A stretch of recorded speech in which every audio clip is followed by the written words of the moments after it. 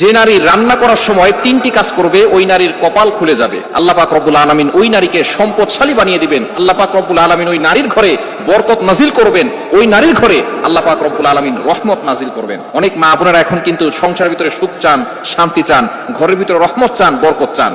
তারা কিন্তু অবশ্যই এই তিনটি কাজ করবেন, দেখবেন আপনার ঘরের ভিতরে শান্তি আসবে এবং আপনার রান্না সুস্বাদু হবে এবং আপনার রান্না যারা খাবে তারাই আপনার প্রশংসা করবে। এজন্য আমরা এই তিনটি কাজ করব।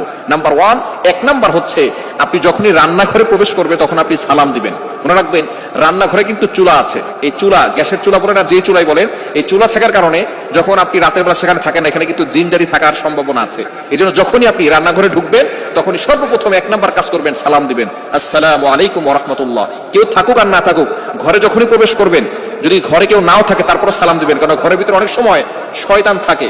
আপনার সালাম দেওয়ার কারণে সেই শয়তান সেখান থেকে বের হয়ে যাবে। শয়তান আপনার ঘরের ভিতরে আর বসবাস করতে পারবে না, সেখান থেকে শয়তান বের হয়ে যাবে।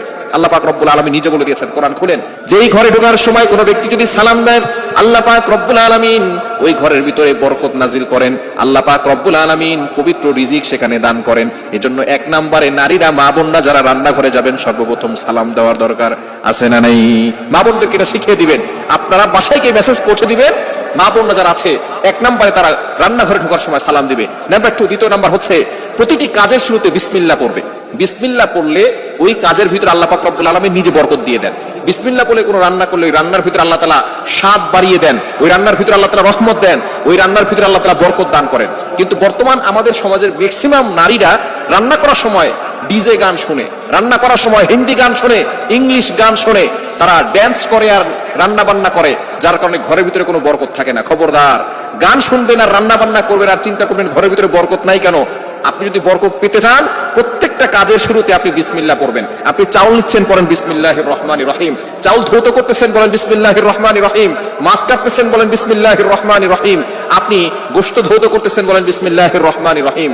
আপনি যেই কাজটাই করবেন আপনি বিসমিল্লাহ পড়বেন, দেখবেন যেই কাজে বিসমিল্লাহ বলা হয় ওই কাজে বরকত বেশি হয়। আল্লাহ তাআলা ঘরের ভিতরে বরকত দিবেন, খাবারে বরকত দিবেন এবং খাবারের স্বাদ আল্লাহ তাআলা বাড়িয়ে দিবেন। তিন নাম্বার কাজ হচ্ছে বেশি বেশি করে দুরূদ শরীফ পাঠ করবেন।